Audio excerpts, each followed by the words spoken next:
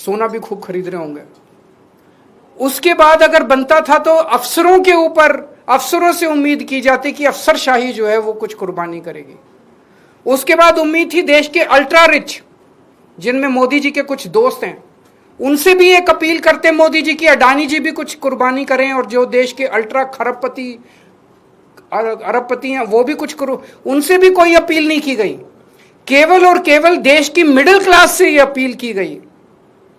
इस बात का दुख होता है। मैंने पिछले 2 दिन में कई लोगों से बातचीत की, उन्होंने कहा हम करेंगे देश के लिए कुर्बानी, लेकिन केवल हम क्यों? अडानी जी कुर्बानी नहीं करेंगे, मंत्री कुर्बानी नहीं करेंगे, अफसर कुर्बानी नहीं करेंगे, मोदी जी कुर्बानी नहीं करेंगे, देश तो सबका 140 करोड़ लोगों का है, चुन के केवल मिडिल क्लास के। तो हम सब लोग तैयार हैं, जो भी देश के लिए करने की जरूरत है हम सब तैयार हैं, लेकिन चुन के मिडिल क्लास को टारगेट ना किया जाए और देश के साथ सारी इंफॉर्मेशन साझा की जाए। अगर आपके कोई प्रश्न है तो। सर, नीट का एग्जाम जो है वो रद्द करना पड़ा है। सबसे पहले मैं उन लाखों बच्चों को और उनके पेरेंट्स को अपनी तरफ से पूरी संवेदना देना चाहता हूं जो इस परीक्षा के रद्द होने से प्रभावित हुए हैं। मैंने भी अपनी ज़िंदगी में आईआईटी का पेपर दिया था पहले, फिर सिविल सर्विसेज का पेपर दिया था। मैं जानता हूं कि किस तरह से कठोर तपस्या करनी पड़ती है। हमारा एक छोटा सा घर होता था वहाँ पे हिसार में, ऊपर एक छोटा सा कमरा बनवा लिया था। 24 घंटे उस कमरे में बैठा मैं तैयारी करता रहता था। फॉर्चुनेटली उन दिनों में पेपर लीक नहीं हुआ करते थे।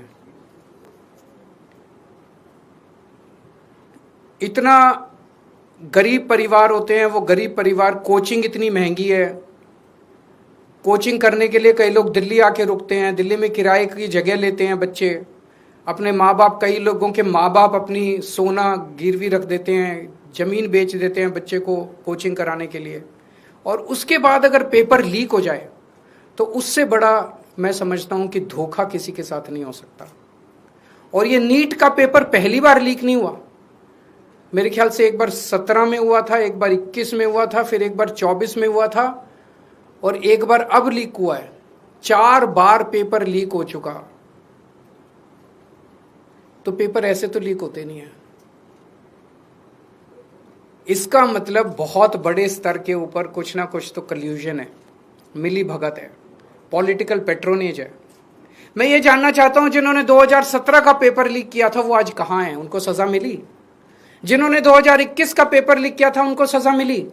जिन्होंने 2024 का पेपर लीक किया सबकी बेल हो गई, सारे बाहर हैं, सबको कह दिया गया अब अगले पेपर के लीक करने की तैयारी करो। और वो कर रहे हैं, पेपर लीक पे लीक पे। ये चल क्या रहा है इस देश के अंदर?